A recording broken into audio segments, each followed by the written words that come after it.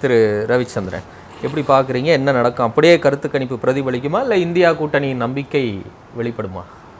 தெலுங்கானாவில் தொகுதி வாரியாக 3வது இடத்துல பிஜேபி இருக்குது. அது எப்படி முதல்ல வருங்கிற கேள்வி எப்படி கேட்கணும்னா, தெலுங்கானாவில் இந்த காங்கிரஸ் வெற்றி பெற்றதுக்கு காரணமே பிஜேபி தன்னுடைய தலைவனை, நிறையா உழைத்து கொண்டிருந்த ஒரு தலைவனை பல காரணங்களுக்காக நீக்கினதுக்கு பிறகு தான் காங்கிரஸ் என்ட்ரிங்கிறதே அங்கே வந்துச்சு. கேரளாவில் எடுத்துக்கிட்டால் அப்போது 20 தொகுதியில் 15 தொகுதிக்கு மேலே 3வது இடத்துல தான் பிஜேபி இருக்குன்னாலும் கேரளாவில் 3 தொகுதிகளுக்கு மேலே வர்றதுக்கு சாத்தியம் இல்லைன்னு எப்படி சொல்கிறோம்னா, அந்த 3 தொகுதிகளில் 2வது நிலையில் வந்துட்டு போயிருக்கு அப்படிங்கிற அடிப்படையில். இதெல்லாம் வெறும் அரித்மெட்டிக்ஸ் தான். நாளைக்கு போய் சேனல் கிட்ட போய் நீ சொன்னது நடக்கலை என்ன பண்ண போகிறேன்னு கேட்குறத விட, ஜனநாயகத்தில் தேர்தல் வாக்குறுதி கொடுத்தியே அது செய்ய போறியான்னு கேட்டால் தான் நல்லாயிருக்கும். அதை நம்ம தொடர்ந்து கேட்டுக்கிட்டு இருக்கோம். 295க்கு ஒவ்வொருத்தரும் ஒரு கணக்கு கொடுத்தாங்க. அந்த கணக்கு கொடுக்கும்போது அது மாதிரி கூட்டினா வந்துருச்சுன்னா வந்துட வேண்டியது தானே அப்படிங்கிற அடிப்படையில் சொன்னதில் நியாயம் இருக்குது. ஆனால் அது அப்படி இல்லை. காரணம் என்னென்னா, 1 லட்சம் ரூபாய் கொடுப்பேன்னு சொல்லியும் குஜராத்தோ மத்திய பிரதேசோ ஒரு சீட்டை கூட காங்கிரஸுக்கு கொடுக்கல. பெண்களுக்கு 1 லட்சம் ரூபாய் சோசியல் வரலங்க, கொடுக்கலன்னு சொல்றீங்க. இருக்கிற நிலைமையை தான் நம்ம சொல்ல முடியும். ஓபிசிக்கு அப்படி பண்ண போறேன் இப்படி பண்ண போறேன், ஓபிசியில என்னங்க இத்தனை பேர் தான் இருக்காங்க. அவ்வளோ பெரிய பிரைம் மினிஸ்டர் ஆஃபீஸில் 2 பேர் தான் ஓபிசியான்னு 2 வருஷமாக மாஞ்சி சிரமப்பட்டும் இந்த வாக்குகளில் கிட்டத்தட்ட 52% ஓபிசி பிஜேபி பக்கம் போயிருக்குங்கிறது தான் இந்த தகவல் சொல்லுது. நாளைக்கு நம்ம பேச போகிறது வேற தளத்தை பற்றி. ஃபார்மர்ஸ் எல்லாம் கஷ்டப்படுறாங்க, விவசாயிகள்லாம் கஷ்டப்படுறாங்கன்னு சொல்லியும் பஞ்சாபில் ஆப்புக்கு ஒரு சீட்டு ஏற போகிறதில்ல, 4 சீட்டு குறைய போகுதுங்கிறத தான் இந்த பர்டிகுலர் சொல்கிறது. ஆனால் சந்தோஷமாக அங்கே காங்கிரஸ் வெற்றி பெறுறதுங்கிறது ஒரு விதத்தில் அவங்களுக்கு சௌரியம். ஏன்னா 2 பேருக்கு நடுவில் என்ஜாய் பண்ண போகிறது பஞ்சாபில் காங்கிரஸ் தான். ராஜபுத் வீரர்கள் தான் அப்படியே பொங்கி எழுந்துட்டாங்க அப்படி சொல்லி விபி சிங் ஐயாவுக்கு இங்கே செலவைக்கும் போது அவங்களுடைய பேத்தி வச்சு ஒரு 1 லட்சம் பேரை கூட்டுறதுக்கான ஏற்பாடெல்லாம் சில பேர் பண்ணதுக்கு அப்புறம் அங்கே பார்த்தீங்கன்னா மத்திய பிரதேசில் எந்த விதத்துலையும் சீட்டு குறைய போகிறது இல்லை.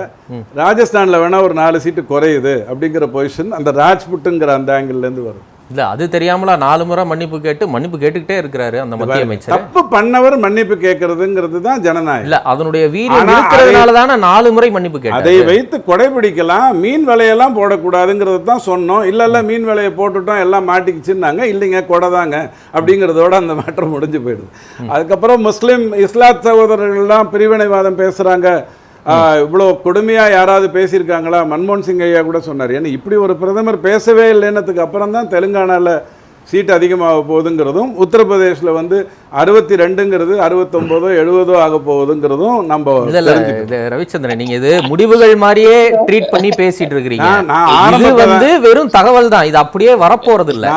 அவங்க ஒரு நம்பர் இல்ல, ஒண்ணு இல்ல, இப்ப அவங்க ஒரு நம்பர் 295ன்னு சொல்லி இந்த பக்கம் நீங்க பேரணி சொல்லுங்க சபாபதி மோகன். ஒரே ஒரு கேள்வி சொல்லுங்க ரவிச்சந்திரன். கேளுங்க, மாணவன் சொல்லிடுறேன். எண்ணி முடிச்சாச்சா? எண்ணிட்டீங்களா ஏற்கனவே? இல்லைங்க, இது எண்ணம் சம்பந்தப்பட்ட விஷயங்க, எண்ணிக்கை சம்பந்தப்பட்ட விஷயம் இல்ல. எண்ணி முடிச்சிட்டீங்களா? இல்லைங்க, சரி நான் கேக்குறேன், அதான் கேக்குறேன். ஒரு வார்த்தை தான் வித்தியாசம். நான் தம்பி ஒரு விஷயம் நான் சொல்றேன். இல்ல, நீங்க ஒரு பக்கம் செய்வீங்க, சரி ஒரு பக்கம் நீங்க எண்ணி முடிச்சிட்டு நாளைக்கு அனௌன்ஸ் பண்ணலாம் பண்ணிடுவீங்க. நாளைக்கு எனக்கு தெரிஞ்சு செந்தில் சொன்ன ஒரு டயலாக், எப்படி நாளைக்கு சபாபதி ஐயா நாளைக்கு பிரபலமா செந்தில் சொன்ன ஒரு டயலாக் தான், அண்ணே நீங்க 11 ஃபெயிலுன்னா நான் 8th பாஸ்னு, நாங்க 100 தாண்டிட்டோங்க, நீங்க 400 வரலீங்க. இதுதான் நாளைக்கு பிரபலமான விவாதமா மாறப்போகுது. நான் என்ன கேட்கிறேன், உங்களுக்கு இப்படி ஒரு நம்பிக்கையோட முடிவுகள் வந்த மாதிரி பேசுறீங்க, அதான் களம்னு நீங்க நம்புறீங்க, ஓகே, அது உங்கள் உரிமை. இன்னொரு பக்கம் 295ன்னு அவங்க உறுதியா இருக்கிறாங்க. இதே வெற்றி விழாவுக்கு காங்கிரஸ் இன்னைக்கு பந்தல் போட்டுக்கிட்டு இருக்காங்க. அப்ப அவங்களும் நம்புறாங்கல்ல, நீங்க ரொம்ப குறைச்சு மதிப்பிடுறீங்களோ? இல்லைங்க, நான் சுட்டி காட்டுறேங்க. 2 மாசம் முன்னாடி போயிட்டு இருந்தா வெயில்ல நிறைய பேர் அந்த இடத்துல கூடி இருப்பாங்க, பேசியிருப்பாங்க.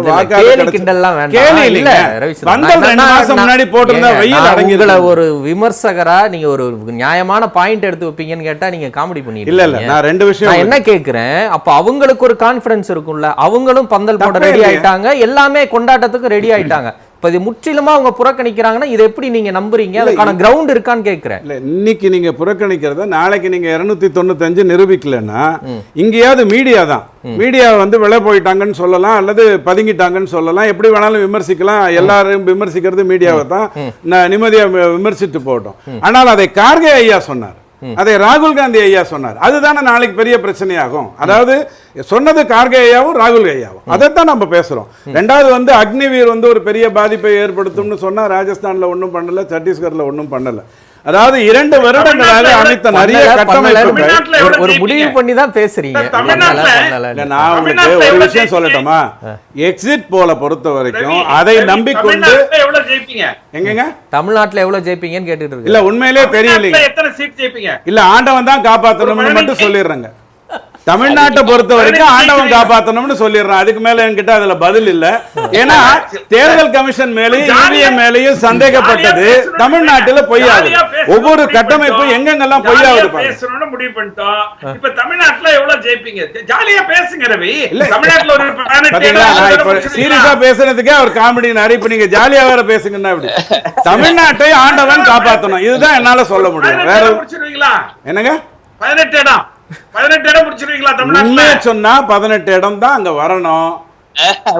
உண்மையை சொன்னா 18 இடம் தான் வரணும். நேயர்கள் கேட்கணுங்கிறதுக்காக தான் நான் சொன்னேன். நான் என்னுடைய 18 இடங்கள் பிடிப்போம்னு பார்க்கிற லட்சோப மக்கள் சிரிக்கணுங்கிறதுக்காக நான் சொன்னேன். தப்பே கிடையாது. வருத்தத்துல தான் நகைக்கணும், சந்தோஷத்துல சிரிக்கலாம். நான் தொடர்ந்து அதை சொல்லிக் கொண்டுதான் வரேன். அதை நாளைக்கு ஆண்டவன் காப்பாத்திக்கிட்டோம். ஜம்மு பிஜேபி பக்கமும் காஷ்மீர்கள் பக்கமும் இருக்கிறது அப்படிங்கிறது இந்த இடத்துல இன்னொரு முறை. போன முறை ஆட்சி அமைக்கும் போது ஜம்முல பிஜேபி வெற்றி பெற்றாங்க, காஷ்மீர்ல வந்து முஃப்தியோடைய மகள் வெற்றி பெற்றாங்க. அது திரும்பவும் இன்னைக்கு 370ஐயும் தாண்டி அதே நிலையில வந்திருக்குங்கிறது சந்தோஷமா இருக்கு. பாதுகாப்பை பற்றி தொடர்ந்து பேசி கொண்டிருந்தார்கள். அருணாச்சல பிரதேசம் என்ன சொல்லியிருக்குங்கிறது நாளைக்கு தெரிய போகுது. இப்படி ஒவ்வொரு கட்டமைப்புக்கும் மணிப்பூரை பற்றி அதிகம் பேசினாங்க, தொடர்ந்து பேசினாங்க. குஜிலிபாளையத்தில் கொண்டாலம்பட்டியில எல்லாம் போராட்டம் நடத்தினாங்க. ஆனால் அஸ்ஸாமோ மேகாலயாவோ மிசோரமோ நாகாலாந்தோ சிக்கிமோ நாளைக்கு என்ன சொல்ல போகுதுங்கிறது அவங்களுக்கு பதிலாக வரப்போகுது. எத்தனை கேள்விகளுக்கும் பதில் எப்படி வருதுன்னு பாருங்க. சிக்கிம்ல நோட்டாவை விட கம்மியா காங்கிரஸ் வாங்கி இருக்கிறத பத்தி அவங்க கொஞ்சம் யோசிக்கணும். பெண்களின் பாதுகாப்பை பற்றி பேசி பெண்களுக்கு பாதுகாப்பே இல்லைன்னு சொன்னதுக்கு வெஸ்ட் பெங்கால்ல நாளைக்கு என்ன பதில் வரப்போகுது? 18 23 ஆக போகுதா, 24 ஆக போகுதா, 25 ஆக போகுதாங்கிறதுல அந்த பதில் அங்கிருந்து வந்துடும். ரொம்ப முக்கியம் வந்து சவுத் இந்தியாவை பொறுத்த வரைக்கும் இன்னைக்கும் அதிக சீட் வச்சிருக்கிறது பிஜேபி 29. அது 65 ஆகுதுன்னு சொன்னால் தமிழ்நாட்டை பொறுத்த வரைக்கும் 2004 6 9 திமுக, 2011 14 16 அதிமுக, 2019 21 24 திமுகன்னு இருந்ததுனால் 26 29 31 சபாபதி ஐயாவுக்கு சௌரியமா இருக்க போறது இல்லைங்கிறத வருத்தத்தோட சொல்லணும். 48 மணி நேரம் தேவையில்லை, 4 மணி நேரத்திலே தெரிஞ்சிடும்னு ஐயா சொன்னார் இல்லையா? அது எனக்கு ரொம்ப சந்தோஷமா இருக்கு. ரைட், வரேன். திரு கார்த்திகேயன் எப்படி பாக்குறீங்க? ஓகே ஓகே சொல்லுங்க, அத சொல்லுங்க. சரி, அடுத்த சுற்றுல அவர் சொல்லட்டும். நான் கருத்து வாங்கிட்டு வரேன். பண்ணிட்டோம். இது என்ன சொல்றது, வேல்யூவேஷன்ல நாளைக்கு தெரிஞ்சிருங்க. ரைட், வரேன். இன்னைக்கு தேதிக்கு ரிசல்ட் தெரிஞ்சிருச்சு, வேல்யூவேஷன்ல நாளைக்கு தெரிஞ்சிரும். வேல்யூவேஷன் நாளைக்கு தான். சரி, வர போடிங்க. தமிழ்நாட்டை பத்தி ஒரு ஐடியா சொல்லுங்க சார். சரி, சொல்லுவாரு அப்புறம் சொல்லுவாரு. தமிழ்நாடுங்கிறீங்க. ரவிச்சந்திரன் நிறைய கருத்து. இல்ல, இப்போ வந்து ஒரு ஹரியானா இப்போ மணிப்பூரை எடுத்துக்கிட்டீங்க அப்படின்னா, நான் அன்னைக்கு தொடங்கின விவாதம் அந்த பிரச்சனை வந்த அன்னைக்கே நான் தெளிவாக சொன்னேன், இது 30 வருட போராட்டம், இதை 2 பெண்களுடைய அந்த கொடூரத்தை வைத்து முடிவு பண்ணாதீங்க அப்படின்னு நாம் சொல்கிறோம். நான் மணிப்பூருக்கு போனதில்லை. அப்போ அங்கே இருக்கிறவங்களுக்கு அது தெரியும். அவுட்டர் மணிப்பூரில் பிஜேபி தான் நிற்குது, இன்னர் மணிப்பூரில் தான் அதனுடைய என்டிஏவுடைய இன்னொரு கூட்டணி நிற்குதுங்கிறத நான் உங்களுக்கு சொல்ல விரும்புகிறேன். டைனாஸ்டிக் பாலிடிக்ஸுங்கிறது இந்தியாவில் உதவாதுன்னு திரும்ப திரும்ப மோடி ஐயா சொன்னதனுடைய பலனை தான் பீகார் வந்து நாளைக்கு தெரிஞ்சுக்க போகுதுன்னு நான் சொன்னால், நல்லா படித்தவங்ககிட்ட போய் எக்ஸாம் எழுதியிருக்கே எவ்வளோ மார்க் வருவேன்னா 96 வரும்னு அவன் சொல்கிறதுல எந்த தப்பும் இல்லை. அவனுக்கு ரிசல்ட் அன்றைக்கி வரப்போகுது, அன்றைக்கி தான் மார்க் ஷீட் வரப்போகுது, அப்போ தான் தெரிய போகுது. அது வேறு விஷயம். அது கூட பாஸ்ன்னு சொல்லும், அப்புறம் தான் மார்க் ஷீட் வரும். இலவச பஸ் கொடுத்தது மட்டுமே மிகப்பெரிய சாதனை அப்படின்னு சொல்லியும் பஞ்சாப்ல வந்து ஆப்போ அல்லது இந்திய தேசிய காங்கிரஸோ பெரிய இம்பாக்டை கொடுக்க போறதில்லை, இந்திய தேசிய காங்கிரஸ் பிஜேபி தடுக்க போறதில்லை, ஆப் வந்து சீட்டை பெறப்போவதில்லை அப்படின்னு நான் சொன்னா அதுல எந்த தப்பும் இல்லைன்னு நீங்க புரிஞ்சுக்கணும். ஒரு முதலமைச்சரையே அரெஸ்ட் பண்ணிட்டீங்கன்னதுக்கு அப்புறமும் டெல்லியில 7க்கு 6 ஆக போகிறது இல்லை அப்படின்னு சொன்னா அந்த குற்றச்சாட்டுக்கு பின்னாடி இருந்த நீதிமன்ற விஷயத்தை நீங்க புரிஞ்சு மறுபடியும் சொல்ல என்ன ரிசல்ட்டே வரல. 7க்கு 6 வரியில பஞ்சாப்ல இவங்க முன்னுக்கு இவ்வளவு நேரம் இவங்க விமர்சிச்சாங்க இல்லையா, அதுக்கு ஒரு வரியில நான் பதில் சொல்ல முடியும். India Today C voter JV Sriram இவங்க 3 பேர் தப்பு பண்ணாங்க. ஏன்னா நான் வந்து எக்ஸிட் போல எப்படி பார்க்கறேன்னா, எனக்கு அவங்களுக்கு விளம்பரம் கொடுக்கறதுக்காக நான் பேசல, தொடர்ந்து சரியாக பேசிக் கொண்டிருக்கிறது இந்த 3 தான். மற்றவங்க தவறா பேசி இருந்திருக்கலாம், அதுல தவறுகள் இருந்திருக்கலாம், எண்ணிக்கையில தவறு இருந்திருக்கலாம், அதை நீங்க குழப்பிக்காதீங்க. யார் சரியாக சொல்றாங்க India Today C voter and JV Sriram அவங்க ஏதாவது தப்பு பண்ணாங்கன்னா எனக்கு எடுத்து சொல்லுங்க. ஹாசான்ல வந்து பிஜேபி தோத்துது, அதாவது பிஜேபி நிக்கல, ஜேடிஎஸ் தான் நிக்குது. கர்நாடகாவில் 3 தொகுதியில் பிஜேபி ஜெயிச்சதில்லை கடந்த 3 தேர்தலில். மாண்டியா, ஆசான் அண்ட் பெங்களூர் ரூரலில் மட்டும் பிஜேபி நிற்குது, மற்ற 2 இடத்துல ஜேடிஎஸ் நிற்குது. நீங்கள் சொன்ன அந்த ரெவனா குற்றச்சாட்டு இருக்கு இல்லையா, அதை நீங்கள் முதல் ஃபேஸில் சொல்லாமல் 2வது ஃபேஸில் சொன்னதுக்கு காரணம் இருக்குது. ஒக்கலி காசு ஓட்டு முடிஞ்சதுக்கப்புறம் கொண்டு வந்தீங்க. ஆனால் இது அங்கே இருக்கிறவங்களுக்கு பல வருடங்களாக தெரியும். அவரை எம்பி ஆக்கினது காங்கிரசும் ஜேடிஎஸும் தானே ஒழிய பிஜேபி இல்ல. அதை ஒரு பொருட்டாகவே எடுத்துக்கொள்ளாமல் ஆசானும் மாண்டியாவும் ஜேடிஎஸ் வெற்றி பெற்றதுன்னு சொன்னா எதை முன்னிறுத்தணும் அரசியல்ங்கிறத நம்ம எப்போதும் புரிஞ்சுக்கணும். கள நிலவரத்தை வைத்துக் கொண்டு முன்னிறுத்தணும் ஒழிய குற்றச்சாட்டுகளை முன்னிறுத்தினா போராதுங்கிற அடிப்படையில் இருக்கணும். பிஜேபிக்கு 2 விஷயம் தெரியும், நான் இதோட முடிச்சுக்கிறேன். பிஜேபிக்கு 2 விஷயம் தெரியும். தான் வந்து இதுவரைக்கும் போட்டியிட்ட தொகுதிகள்ல 10% நான் எப்போதும் இழந்திருக்கேன். இது 5 வருடத்துக்கு முன்னாடி தெரியும், 2019 தெரியும்.